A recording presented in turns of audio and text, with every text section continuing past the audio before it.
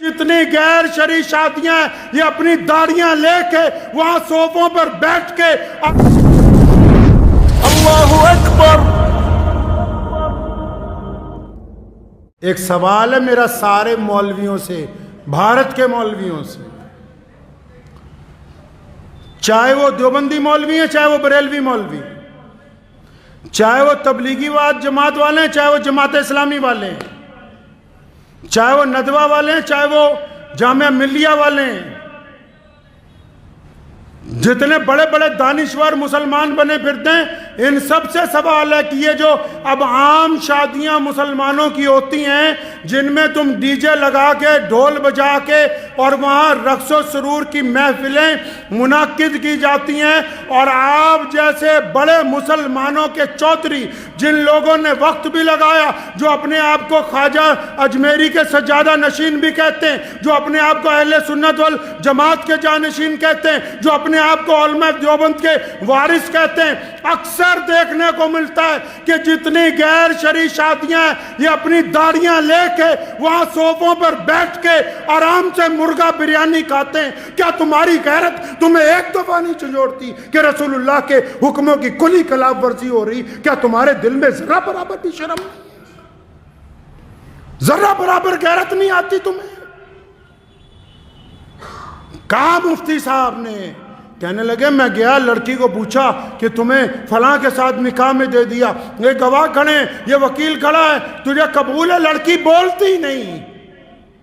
فرمایا 3 دفعہ پوچھا، لڑکی بولتی نہیں، تو سارے مفتی مل کے کیا کہتے ہیں کہ اگر بولتی نہیں ہے تو اس کا مطلب رضامند ہے، دستخط کراؤ نکاح ہو گیا۔ کیا ہے جی؟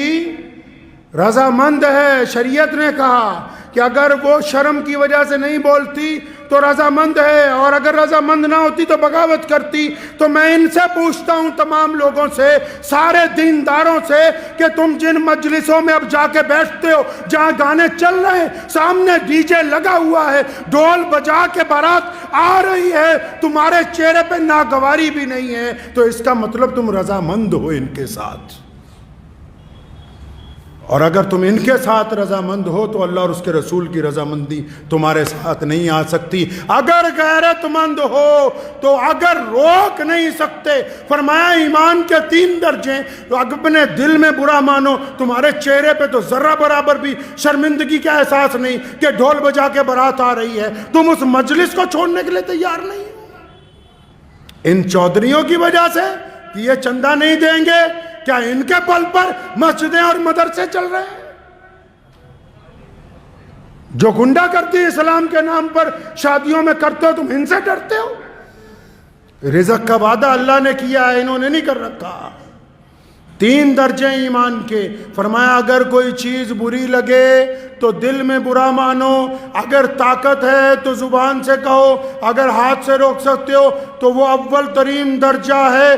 تو یہ جتنے آپ میں یہ جو بات آج ممبر پہ بیٹھ کے کہہ رہا ہوں، روزانہ پورے ملک میں شادیاں ہو رہی، اور جتنے سرمایہ داروں کی شادیاں جا کے دیکھ لو، یہ جتنے کٹھ ملا ہیں یہ ان کے نکاح بھی پڑھا رہے ہیں، ان کی بریانیاں بھی کھا رہے ہیں، ان کے قورمے بھی کھا رہے ہیں۔ اگر تم قوم کی نگہبانی نہیں کرو گے تو یاد رکھو تمہاری حیثیت گڈریے کی ہے۔ اگر ایک بھی کوئی ریوڑ میں سے کوئی چیز ضائع ہو گئی تو گڈریے کو مالک پوچھتا ہے، اللہ تعالیٰ نے ان کو چھوڑ دینا ہے، تمہارا گریبان پکڑ لینا ہے۔